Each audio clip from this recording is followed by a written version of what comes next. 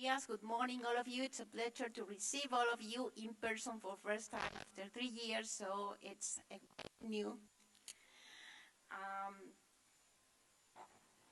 Dear colleagues, dear friends, distinguished guests, welcome to the 25th Annual Conference of the Central Bank of Chile.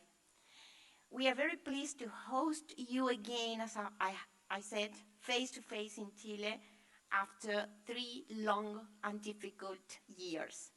Although it is unquestioned that the new forms of hybrid work have opened unforeseen opportunities, closeness and old-fashioned face-to-face discussion are essential inputs for the development of ideas and their practical implementations.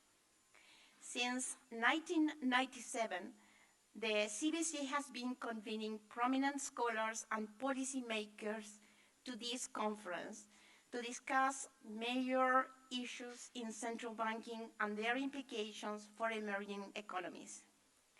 Since its inception, this conference has been a bridge between academia and policymaking. This version is no exception. Fresh and thoughtful research will support the discussion over the next 2 days on a topic that is very much front and center in the policy agenda.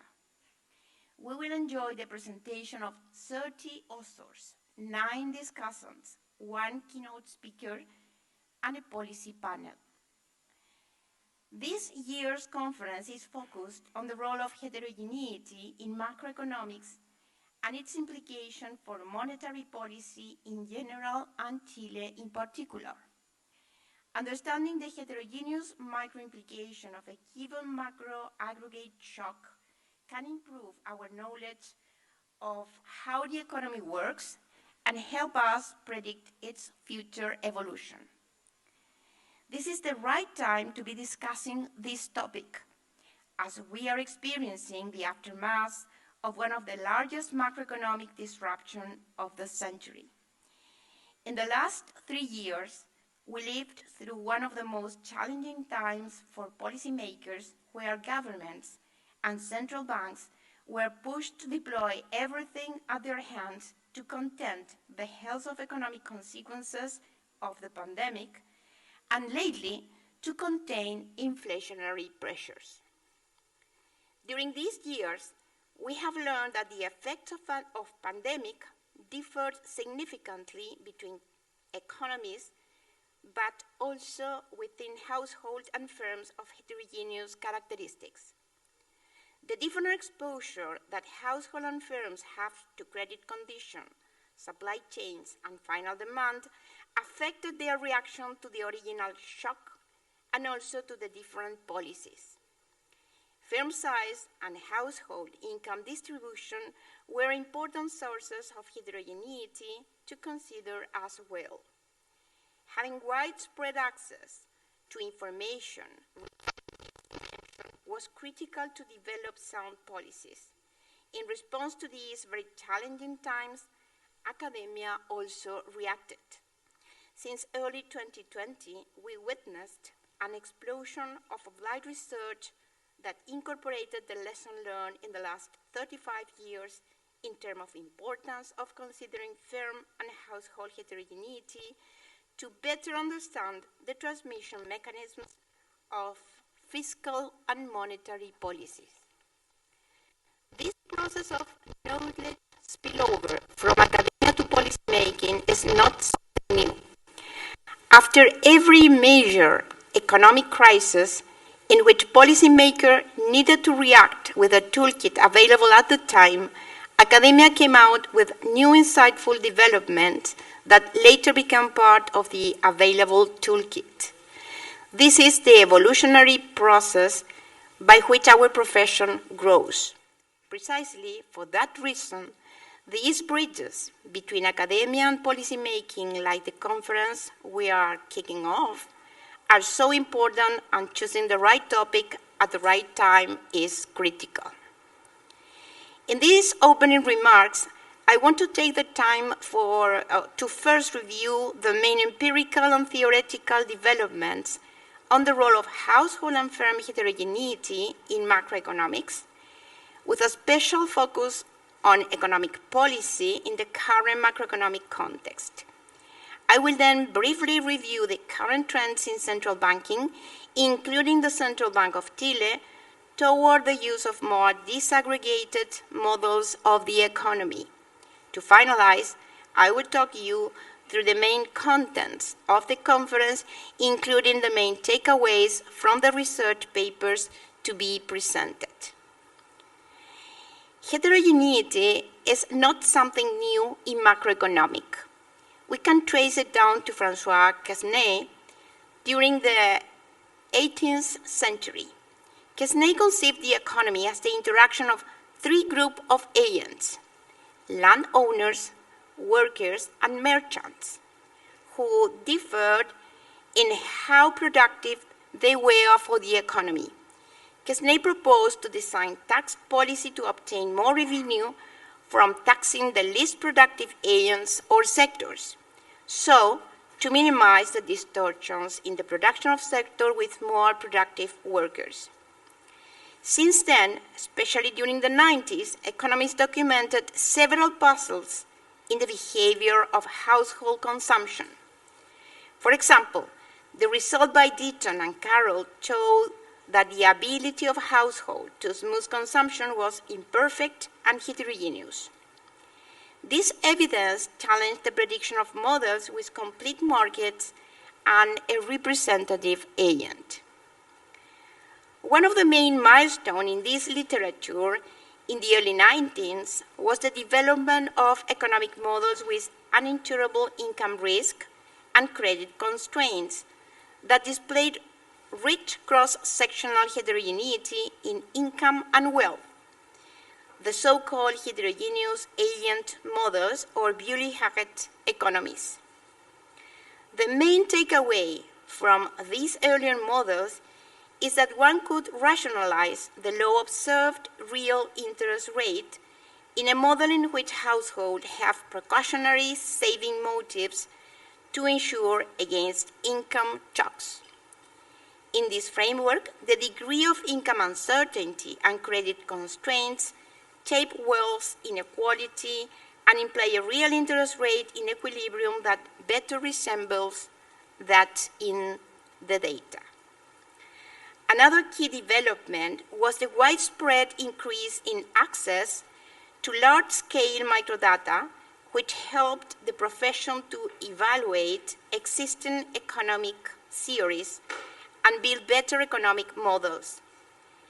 Microdata has been a cornerstone to the inclusion of heterogeneity into macroeconomic models, as it allows a deeper understanding of individual behaviors. Without it, theoretical models could not be adequately tested.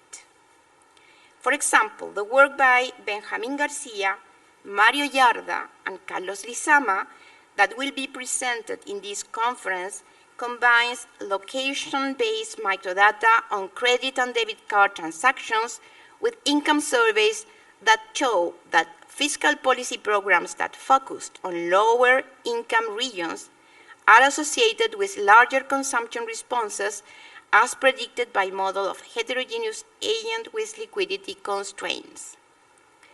These theoretical and empirical advances in the literature were complemented by the improvement of computational capabilities.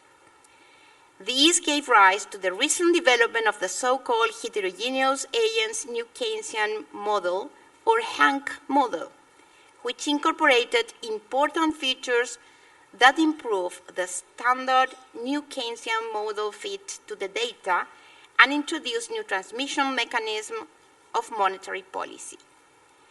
One of the main lessons from this model is that the direct effect of monetary policy on consumption, the so-called intertemporal substitution channel, can be very small compared to its indirect effect on income, which are shaped by general equilibrium forces that depend on the characteristic and behavior of households. Another important recent theoretical development is the model of heterogeneous firm and financial frictions, who alters the way we think about the transmission of monetary policy. While the empirical evidence suggests small effect of monetary policy on aggregate investment, the use of disaggregated data allowed us to observe that investment of firms with good financial conditions react strongly to monetary policy, but not so the investment of financially constrained firms. Therefore, the effect of monetary policy depends on the distribution of firm-level financial conditions and how these conditions change with the business cycle. The two examples I have just referred to are very influential in the way we assess the macroeconomic implication of monetary policy. This is the place where academia and policymaking meet. As a matter of fact, policymakers around the world are in the process of introducing this new technical development. The ECB stated in 2021 that it is committed to analyzing the implication of Hank models for the understanding of monetary policy transmission, focusing on the role of household and labor market heterogeneity. On the other hand, the Bank of Canada is working on the groundwork for such a model that includes heterogeneity in the income process of households and its implication for optimal monetary policy.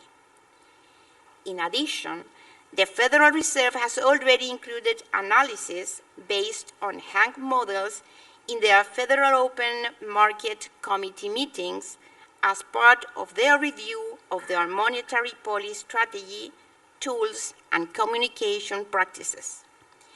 In our case, the Central Bank of Chile is already developing a Hank model to study how the distribution of income and wealth affects the transmission mechanism of aggregate shocks and the conduct of monetary policy. And as you will see in the next few days, we have given important steps toward that goal. Let me now give a very brief overview of what we will hear in the next 2 days.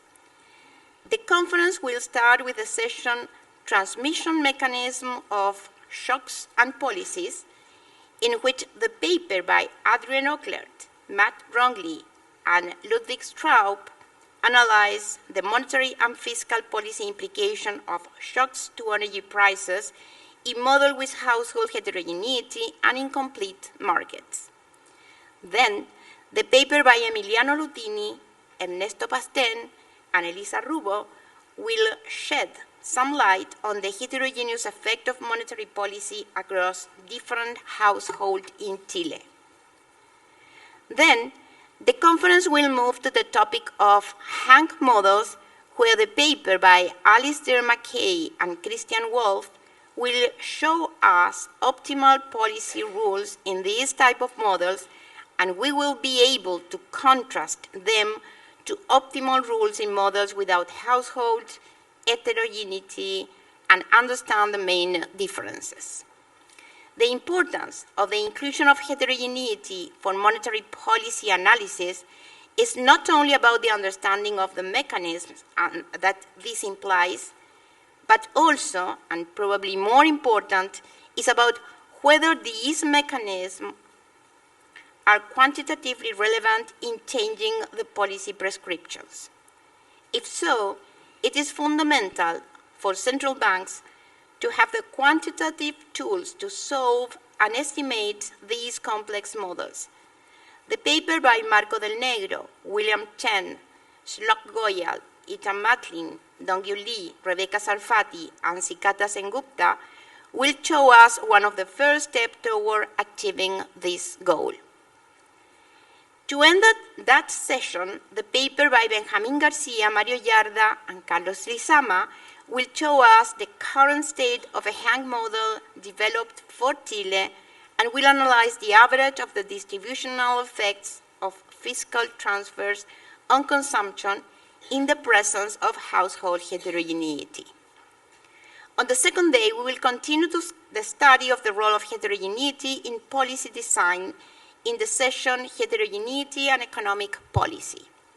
The paper by Felipe Alves and Gianluca Violante sheds light on different monetary policy rules that focus on different parts of wealth distribution and emphasize on the unequal cost of inflation. On the other hand, the paper by Valerie Rami, Jacob Orchard, and Johannes Wieland will offer an alternative perspective on the role of household heterogeneity in macroeconomics, arguing that the consumption responses estimated at the micro level are not necessarily consistent with the macroeconomic responses of consumption in the US during the Great Recession. The last academic session of the conference, named Financial Markets and Monetary Policy, focuses on the role of financial markets, firm-level and bank-level heterogeneity in shaping the transmission channels of monetary policy. The work by Boragan Aruova, Andrés Fernández, Bernabé López Martín, Win Lua, Felipe Safi studies the financial channel of monetary policy, showing that the response of firm-level employment and investment to monetary policy shocks heavily depends on firms' financial conditions. The last paper of the session by Dean Corbae and Pablo D'Erasmo studies monetary policy design in a detailed model of a banking sector with heterogeneous banks.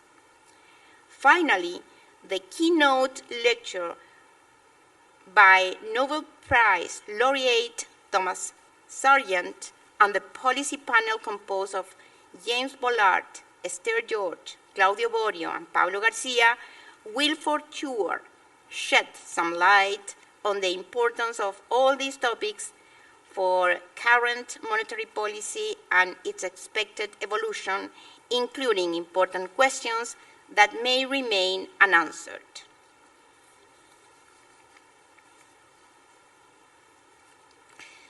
So, I would like to especially thank Gianluca Violante for being the external organizer of this conference, as well as Sofia Bauduco and Andrés Fernández for putting together such a wonderful program. I also thank all the speakers and contributors and look forward to the conference volume that will be published thereafter. Let me finish by thanking María José Reyes, Constanza Martinelli, Carolina Besa, Daniela Gaete, Álvaro Castillo, and both the Public Affairs Department of the Economic Research Department of the CBC for all their invaluable help managing the logistic of organizing the first hybrid annual conference. Thank you, and have a fruitful discussion over the new 2 days. And again, welcome all of you to Santiago.